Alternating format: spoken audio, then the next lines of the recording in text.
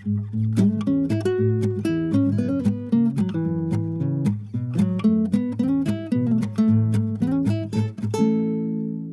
and welcome to Backyard Road Trips. I'm Zach, I'm Jim. and today we have a very special guest with us, Melissa Rodway. Welcome, Melissa. Thank you for coming on the show. Thanks, guys. It's a real pleasure to be here. I appreciate it. Melissa's joining us from Oh. Toronto. Yes, home of the Blue Jays. We just talked about how Jim. What about you? Did you want the Blue Jays to win or the Dodgers? Or I did you haven't not watched care? baseball in probably 15 years. Sorry. So, go sports teams, whoever wins. Let's just hope they all have a good time.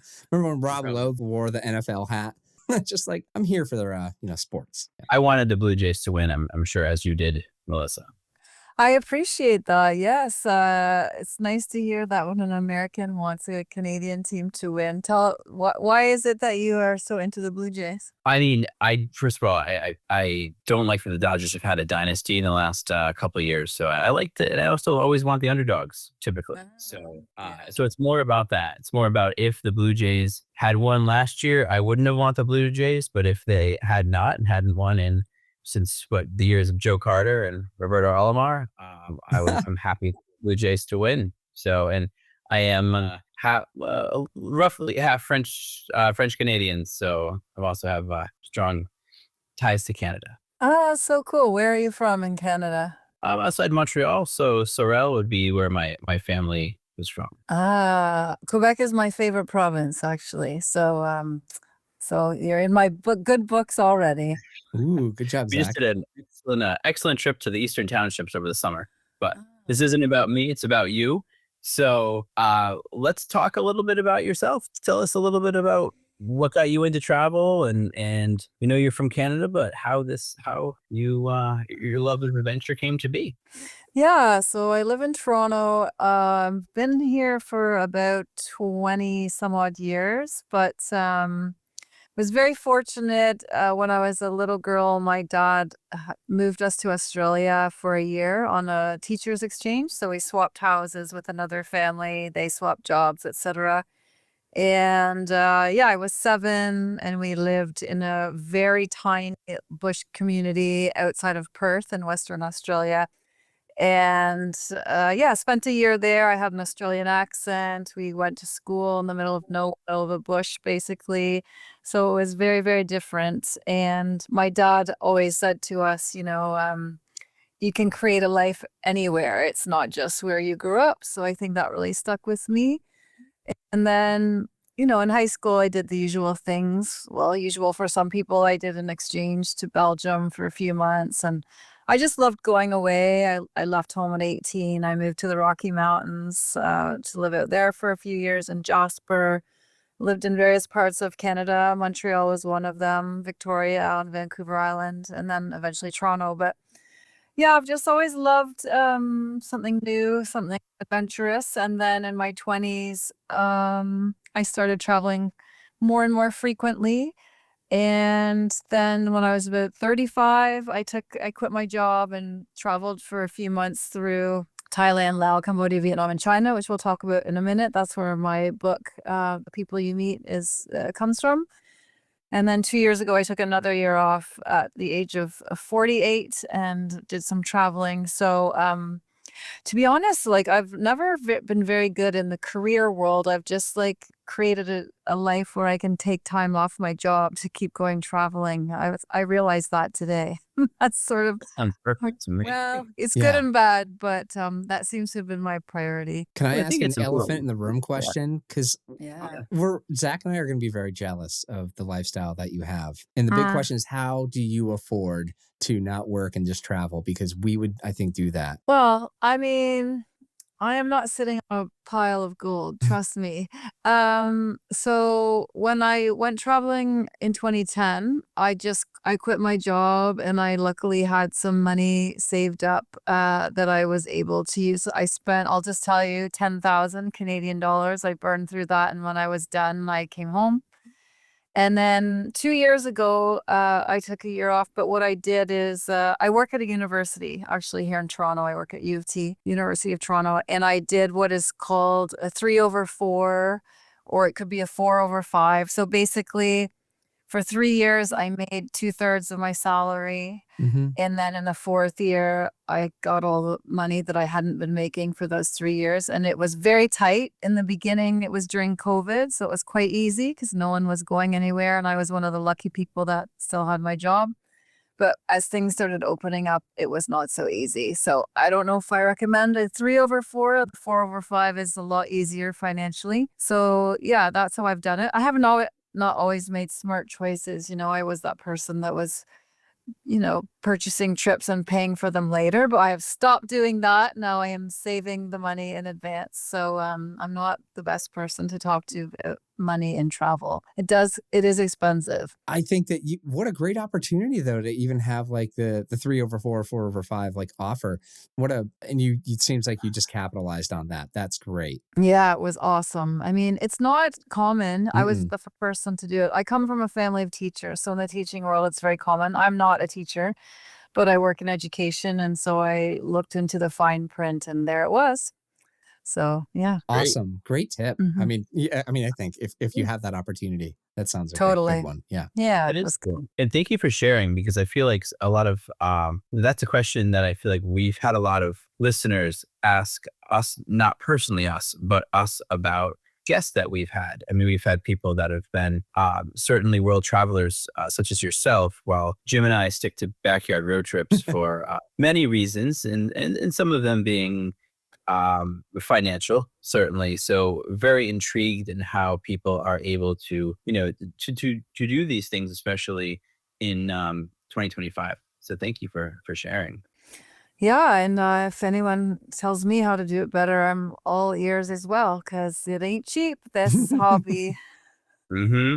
Definitely. It also seems like that's your priority too, which is very special. I mean, one person, Jim, that we went to high school with, has spent who traded in her home for a boat and has been sailing around the world with her family with young children Wow. for a few years now. So I mean, it can certainly be done, I think, in some way, shape, or form, and it's just kind of putting wherever priorities are. So. Yeah, that's awesome. Very cool. Would you tell us a little bit about when you were 35 and your travels, how that became the book? Would you tell us a little bit about that? Absolutely. So I had a partner at the time, and he worked in luxury travel. So the point of our trip was for him to research luxury properties as well as some of the destinations and routes in these countries: Thailand, Laos, Cambodia, Vietnam, and China. And so I was not in love with my job at the time. I've never been in love with any of my jobs, so it's very easy to walk away. So I quit my job, which I don't recommend actually, but I did it. So, yeah, so I went along for the ride with him. And I will tell you that it was only 10% luxury, 90% backpacking. So, once a week, maybe we were staying at a very beautiful place, but the rest of the time we were roughing it. So he pretty much had a purpose because he was on a mission to make these connections with people in the hotels and figure out, things for people to do. And I was along for the ride, and I love that because I actually hate trip planning. I hate it immensely. So that was pretty cool. Um, but I got a little bit restless. So after a few weeks, I started creating these stories in my mind, emails, I guess, about what I was seeing, doing, thinking, feeling. And this is in 2010, so we didn't have cell phones. So we were going to internet cafes once a week. And a lot of people probably don't even know what that means, or finding hotels with a computer in the lobby. So once a week, I was sending these emails out that I had been drafting in my mind while sitting on like 36-hour trains and buses and things like that. And people love them. So that became my purpose during the trip, and that was where I learned, and maybe it was because I was 35 and not 25. That was where I learned that I needed a little bit more than just hanging around and seeing things and doing things. There's a shelf life for that for someone like me anyway, and I needed a project. And so that became what I did for the rest of the trip, and then 15 years later I turned those emails into a book because I'd gone back and forth many times about if I was even going to do it. I'm glad I waited 15 years because some of the things we said in 2010 we cannot say now. I would have been canceled in about 30 seconds. So that was a wise choice on my part. And yeah, so that's basically the book. It's a really fun, easy read. It makes people feel like they're right there beside me on the trip. That's my tone, that I'm speaking right to you. You'll learn a little bit about that part of the world, the geography, history, food, culture. You'll be glad that I did some of these things for you and you don't have to do them. But it's just fun. It's fun if you're a traveler. It's fun if you have no interest in traveling. It's a great story. It's a great adventure. It's good for the armchair traveler just as much as someone who has many stamps in their passport. That's great. You said that the reader will be glad that you did some things. Like, can you give an example? Absolutely. There is a chapter pretty much dedicated to a 4-day jungle hike in northern Laos that basically where we were being attacked by leeches constantly crawling all over our bodies. We had very little water. Even we went with an tour operator, and even when we signed up with them, we knew we had a gut feeling something was off, but we'd had a couple beers and we were just like, whatever, this will be fine. It wasn't fine. So yeah, we were with other people that had also signed up, and just I remember one guy in front of me, his legs were just covered in blood because the leeches were nonstop. So leeches, bees, dehydration. Wow. No one would want to live through that. What was the destination here? Or is it just walking out in the jungle for 4 days? So that's a really good question. I had wanted to do a jungle hike somewhere in these months that I was away. And so we decided we would do it in northern Laos. And, it was supposed to be beautiful, but it actually really wasn't. So there was nothing to make you feel good about the pain you were living through. There was nothing beautiful about it. It was sheer hell. But that's where stories are made. So, and then at night we were sleeping in these like wooden framed, like it's just one basically room with no walls, and it was made of wood, but there were like holes in the roof, holes on the floor. This one of the nights you felt like you were just like basically almost on the floor of the jungle. There's animals and noises, and it's petrifying, to Could be you even honest. sleep? No, I mean we did because we were like exhausted, but it was not a good sleep. It was insanity, to be honest. Yeah. We only, I think a lot of times Zach and I hear stories about the best experience that anyone's ever had. We never have people come on and give like, this is a whole nightmare. This is really bad. Oh, well, Yeah, if you no, read and that was my great yeah. too. I love Yeah, hearing the yeah. downsides of travel isn't all just glamour and sunshine. So that's It's great. rarely glamour and sunshine. Like, I will gladly tell you the truth about a lot of things. And if you read my book, you will realize that I'm very honest about the world of travel. I love it. I love adventure. I love travel, but I will not mince words about sometimes it is horrible. Beautiful. Yeah. Do you have Well, other occasions like that, or stories where like you had a high expectation of an experience and it turned out to just be like a not at all what you thought it was going to be in a bad way? I think I've learned to have zero expectations doing things. So then you can't be disappointed, and then if it goes well, it's a beautiful thing. But also in the book, you can read about a night that we spent in very rural China, in a very small hamlet in this area where the Hakka Chinese live, which are an ethnic minority group of Chinese people who speak a very unique dialect that is probably being phased out very soon. And they live in these communities where they have built these tulus. They're like hundreds of years old, and they can house like about 800 people. And they were built as like fortresses to protect Oh, this community. So we went and stayed in one of these, and it was also terrifying, a little bit terrifying. You're in the middle of basically nowhere, living with hundreds of people that don't speak English, and it's very rustic. So you have like a light bulb in your, it's like a cell almost in your rickety room that's like on the fourth level of hundreds and hundreds of these rooms that are like in a circle. They give you a bucket to do your business in. That was interesting, and that I would not ever do that again, but I survived. So, it's things like that where yeah, you just do it, and then later you're like, "Holy Hannah." Live to tell the tale. Glad I did it. Wouldn't repeat it. But yeah, I have lots of those.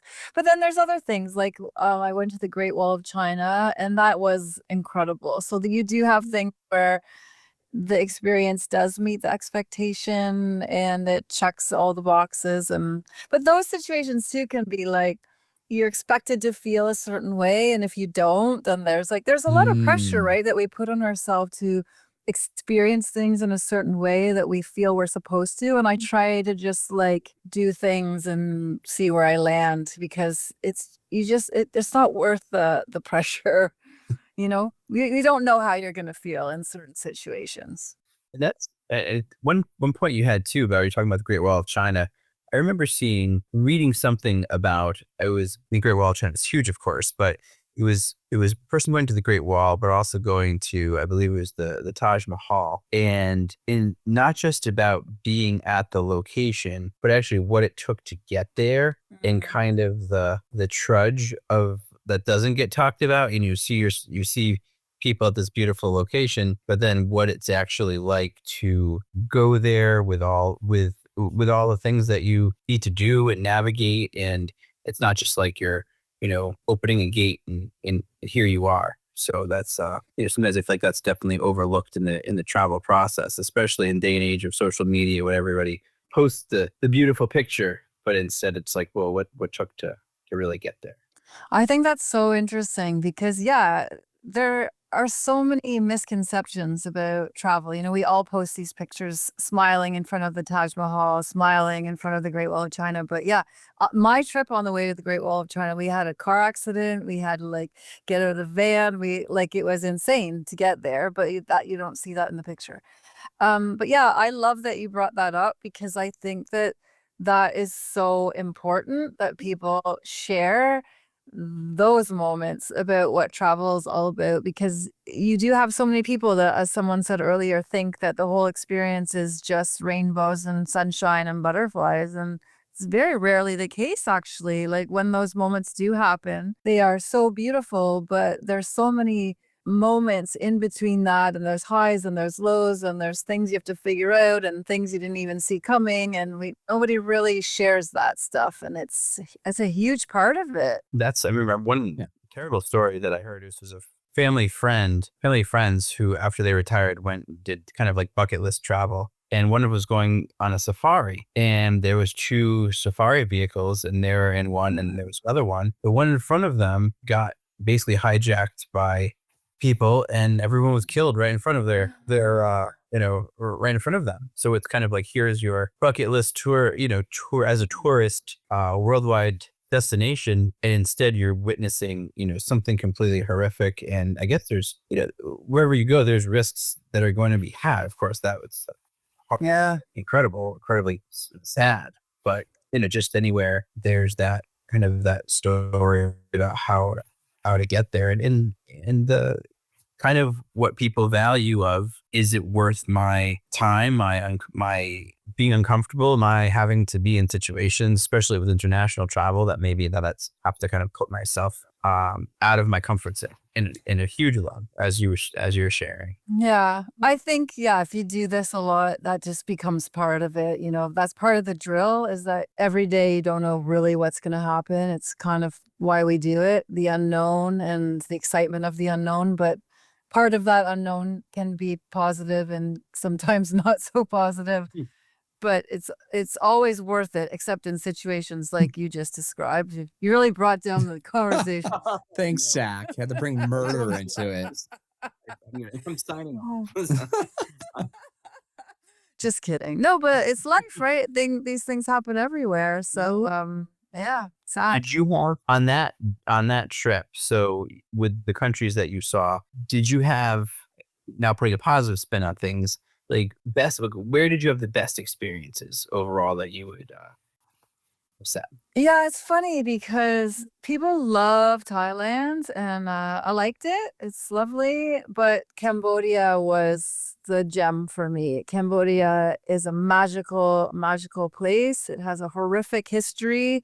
Um, and the fact that Cambodians who lived through that time are still smiling and they're very positive, it amazes me because you can visit the killing fields and you can go to Tulslang, which was a high school that got turned into a torture prison for local Cambodians. The stories are horrific and they are just such resilient people. So I also have a friend who grew up there in that time. He was born during the time of Pol Pot and escaped to a refugee camp. Now I'm bringing down the conversation. If this is your But sunshine story here, yeah.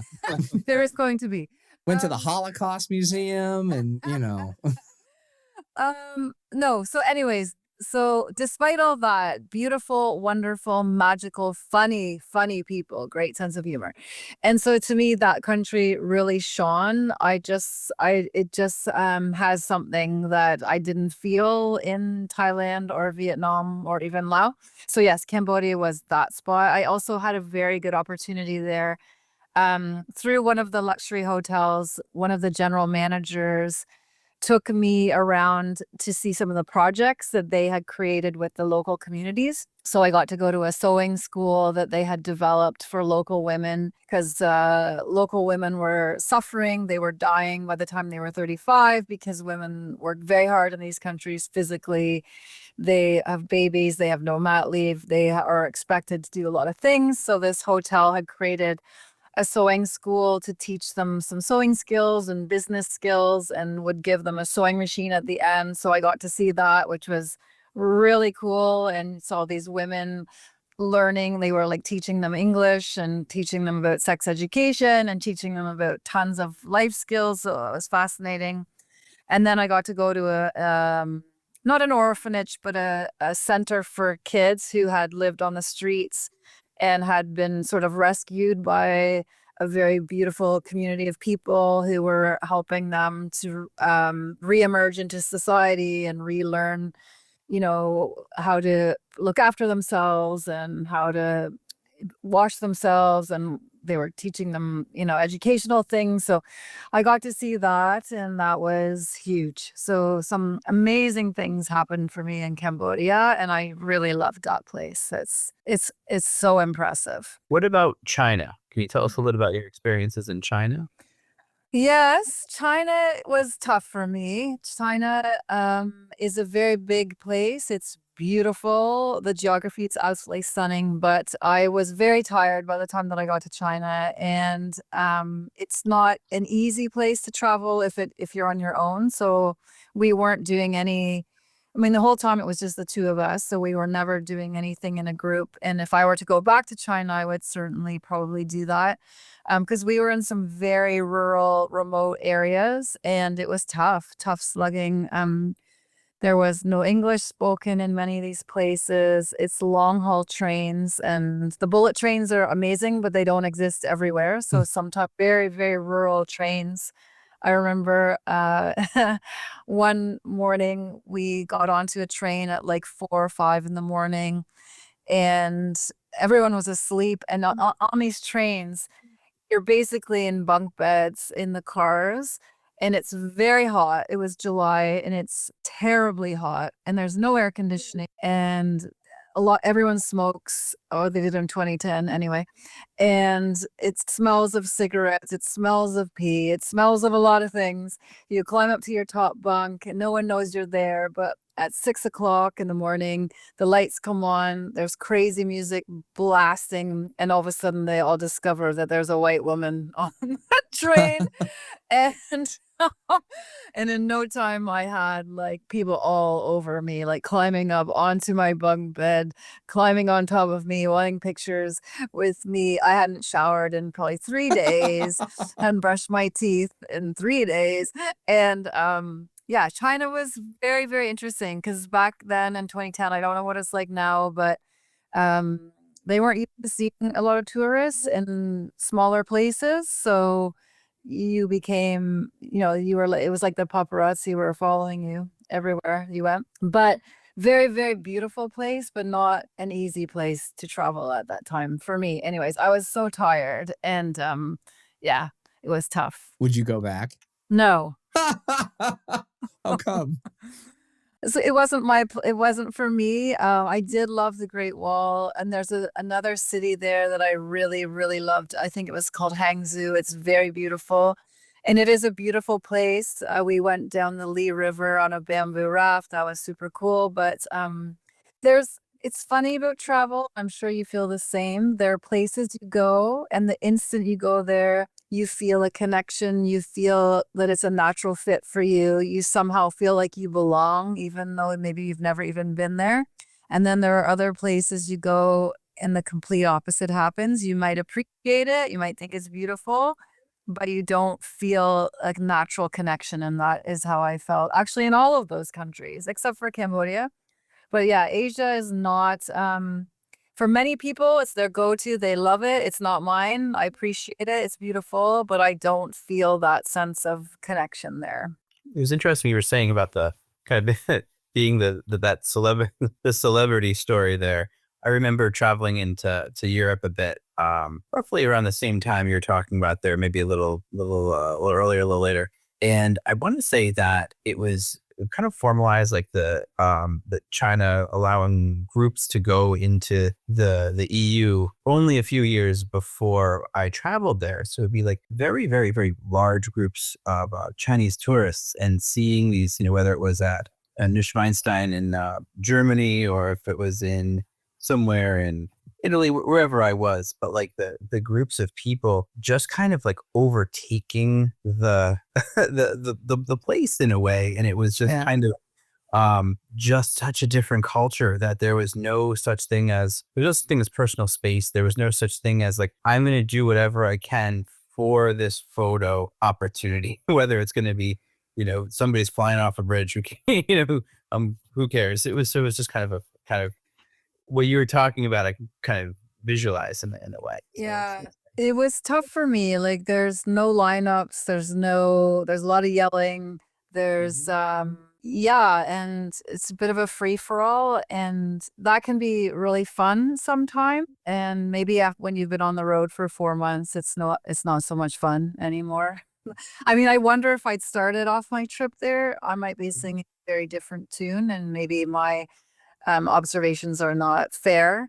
But yeah, for me, it was tough. And I didn't like the food actually very much at all. That was a real challenge as well. And just there's a lot of smoking there, at least in 2010. And it's very challenging, those things. But Shanghai is very beautiful. It's very European, actually.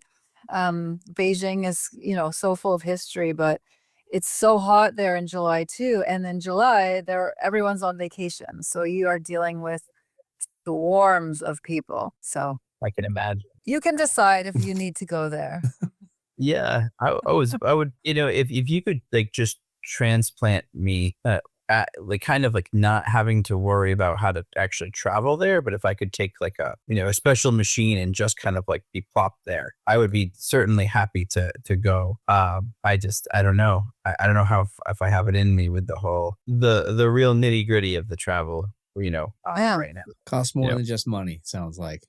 Yeah. There's a price, But some people love it. So, everyone's different. Yeah. No, that would be. I've traveled, decent amount in Europe and then in North America, but that's really my extent. So I'd love to see more of the world at some point. Yeah, big world. Definitely. Is there Should we anything pivot more a on little your? bit? Oh, go ahead, Zach. Yeah. Oh no, go for it, Jim. I was just gonna ask if there's anything on your bucket list now that you've seen some of the bigger, more popular places, but where else are you looking? I have never been to Africa, anywhere in Africa. I was supposed to go 2 years ago, but I hurt myself at a wedding 4 days before I was to get on the flight, so that sucked. So that's something I feel I must do. Every big traveler goes to India. I have not done that yet because I'm afraid a little bit. But it must be done at some point. Um, but other than that, it's some things that would probably surprise you. Like I've never been to Scotland, Ireland, Wales. I would love to see that part of the world. There's parts of Europe that I still would love to see. There's parts of Canada that I still haven't seen. But yeah, I would say the big ones would be Africa and India. Cool. Yeah. So, can you tell us a little bit about the Fly Radio? Yeah, sure. So after I did this big trip in 2010, I wasn't going anywhere for a while because I had no money left.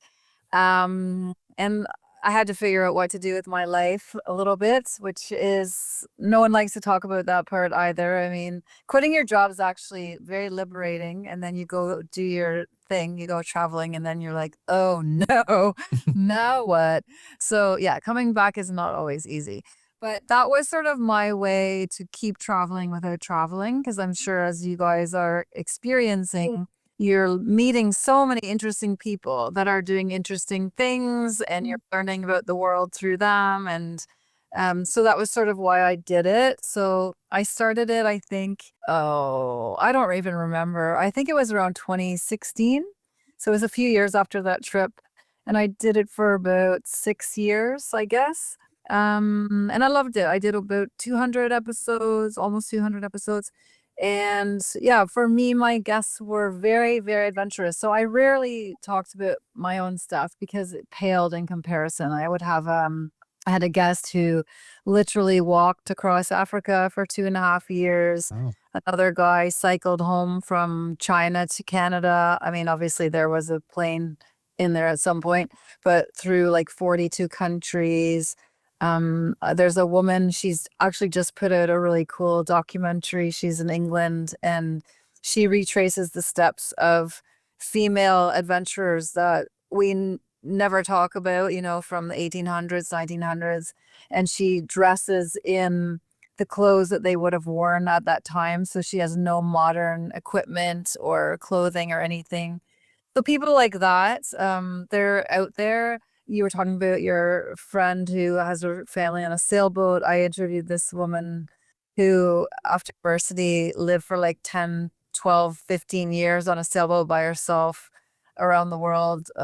She's fascinating. So people like that, and it kept me kind of in that world of adventure when I didn't have any money to do it myself. So yeah, it was fun. I loved it. It's a great thing to do. It's a great community that you can build. yeah, it's really cool. The episodes are still there for people to listen to today. Spotify, Apple, and Apple. Yeah. So the whole volume, we'll say, is on SoundCloud. And you can also access that through my website, which is flyrodway.com. But yeah, SoundCloud, and then just look up Fly Travel Radio. It's all there. Excellent. So now that our shtick is backyard road trips where we can find meaningful travel at the local level. Yeah, do you have cool. it's been a little adventure everywhere you go. Yeah. Zach's not watching anyone getting murdered in the car in front of him. It's maybe mugged, Well, maybe scoffed That's at. not a but it's prerequisite. no murders happening. That's backyard road tripping is the safer travel here for the risk averse. Oh, I love that. I love road trips, and I love stuff in your own backyard. It's so overlooked and it's so important. So that's awesome. I love that you're doing that. Do you have a thank favorite you. backyard road trip? Um, I don't know that I have a favorite one, but do you have a limitation on how far, how many hours are we talking about driving here? I mean- Sometimes we're literally talking about like a half hour, an hour away, but like we also talk about the region, so several hours Okay. away, right? Okay. Zach? Yeah, like Oh yeah. I mean, Yeah, it goes from the literal backyard. I mean, Jim has a lot of acres, so you could probably do a real road trip in your own backyard. To yeah, I mean, I have often written about Philadelphia, even though I'm 6 hours away, and I go there a few times a year. And that often gets mentioned, even though it's not it's not super close to my home. Mm. And why did you guys, was this a COVID thing that you developed this from or no? It would I started it because I've always been a traveler and kind of went from my early 20s more domestic in the States and in Canada a bit, and then tried to get some of those trips in Europe that I really wanted to do, such as been Italy, did the Alps in Europe, did Belgium, Netherlands, and France. So different areas really in Europe, Iceland, and so forth. I had my first child was born, and in addition to all of those, I'd always do New England road trips and just okay, it's a day in the fall. We're gonna go travel 3 hours to go to this really great place for all your fall activities, and the leaves are perfect, and there's just like the picture perfect spot to go to for that location for the season. So I said to my wife, I said, all right, so when are we going to go to Deerfield, Mass? She's like, that's 2.5 hours away. I was like, yeah, that's fine. Hmm. It's 4 weeks old. Like, how are we going to do this? So it kind of took me that's how Backyard Road Trip started, where it was like, ooh, I can't really travel like I did. So then that idea of how to find meaningful travel on the local level. And at that time, I'd already written a book and another one was in the works, and everything is about, they're both about Connecticut, is about that kind of like local travel. And then it became kind of the thesis of like, okay, well, you don't have to travel far to travel meaningfully, that it's not just going to the fast food restaurant and the mall, but even in town that I guess no one goes to the mall anymore. I don't even know why I'm saying that. I'm sure So some people go to the mall. if they still exist.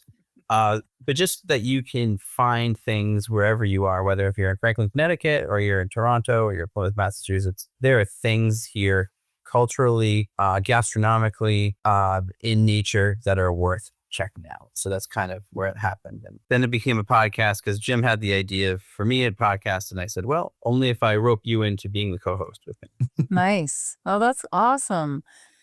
No, I agree. I think that's very important for people to explore their own backyards because we often forget to do that. And there's certainly very many beautiful parts of Ontario where I live within 2, 3 hours. So I also really enjoy that too. And I think, yeah, we're always looking, oh, I need to go to Europe or I need to go to South America or I need to go there. But anytime I do anything in Canada, I always question why I'm going elsewhere because there's so many beautiful places here.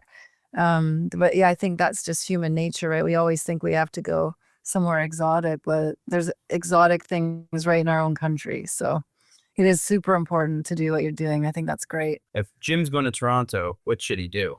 Well, Toronto proper, I mean, like this is a city. So if you're going to stay in the city, there's lots of things to do here. Kensington Market, Distillery, the Toronto Island is amazing, actually. Like you'll feel like you're not even in the city. I live in the beaches in Toronto. That's also a neighborhood that will make you feel like you're not in a city.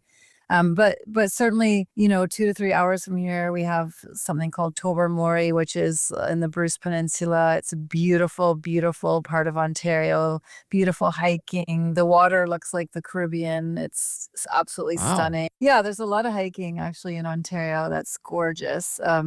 We have Algonquin Park, which is also a beautiful area full of lakes and places to hike and camp, and it's quite rugged. Great canoe trips in there.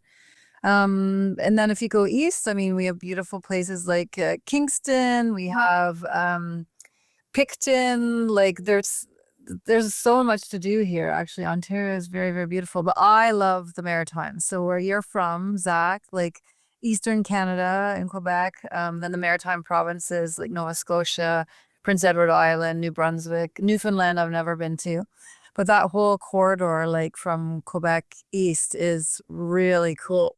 Just full of like really interesting culture and music and like the shore, the scenery of that part of Canada is really stunning. So I'm sure just like the States, I mean, the States is full of a variety of geography, right? Diverse geography. So we're pretty lucky to live in this part of the world in many ways. Oh yeah, Definitely. totally. There's so much that Mm. you can do without having to fly across the world because there's Yeah. we got that diversity of geography here. Yeah. Yeah, totally. Totally. Yeah, I remember that I was in Germany talking to someone, and they asked if I had been to the Grand Canyon, which I had not. And they said, "Well, the United States is so vastly geographically different. Where in Germany, most of it is forest, is woodland, where Yeah. woodland, originally before development. But here we have, if you're going from the Northeast to the Southwest, to Alaska, to Hawaii, to the Pacific Northwest, to the Gulf Coast, I mean, vastly different regions. So, and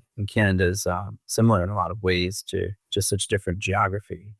Yeah. It's just annoying that it's so big, like same with the States, right? Yeah, And it's expensive. I mean, it's as expensive for us to fly out west as it would be to fly to Europe. So right. that's why a lot of people don't do it. It's Really? crazy. Yes. I mean, it's not a great way to encourage tourism in your own country if you can't afford it. Right. Yeah. How about since you're our northern neighbors where it's colder for longer, do you have like any winter traditions that you like that you're gearing up for? I love winter. I'm a Yeah. total winter person.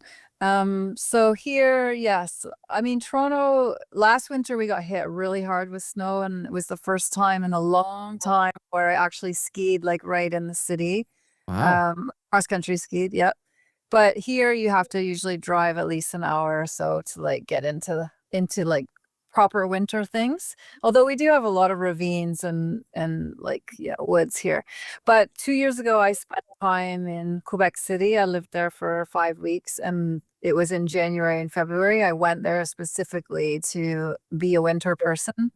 So my time there was just spent like every day cross country skiing or downhill skiing, skating, snowshoeing, hiking around. It was awesome. And there you can do those things right in the city on the Plains of Abraham. They have amazing skating, but there everything's quite close. So it's either, 20 minutes to under an hour to get to phenomenal winter stuff. And they get so much snow. So if anyone is a winter person, you must go to Quebec City. It's pretty cool. Do you like Bonhomme? I love Bonhomme. He's cool. Oh, definitely. Went to Carnival a few times. Ah. Did you see the ice canoe races when you were there at Winter Carnival? No, So not. I'll tell you about it if we have time. Yeah. It's basically this is a sport that I don't think it was always a sport. I think it was possibly a way of life back in, a long, long time ago in Quebec. But now it's a sport and they compete internationally as well. But here it is. So ice canoeing is this. You get into this canoe, it's a big canoe. It's wider than most canoes. And there's about 5 or 6 of you, and you have a paddle with a spike on it, and then they give you spikes to attach to your boots, and they give you knee pads, and they give you some like neoprene like wetsuit material that basically just comes up to your like mid thigh.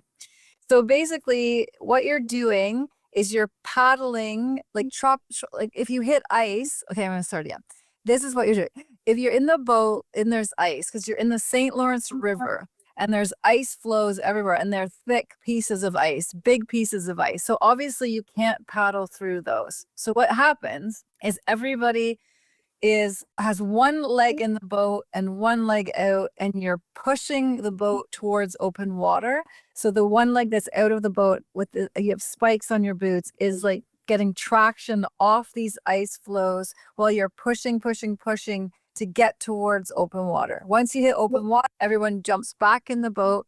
They like have to 380. Now you start paddling as much as you can. And if you hit some thin ice, you chop it with your spiked paddle until you hit another ice flow. Then you're out of the boat again, pushing to get back to open water. So I did this for like an hour and a half. It was really, really fun. I absolutely loved it. It's hard. It is exhilarating. It's super fun. I was ready to like live there and join some sort of ice canoe team.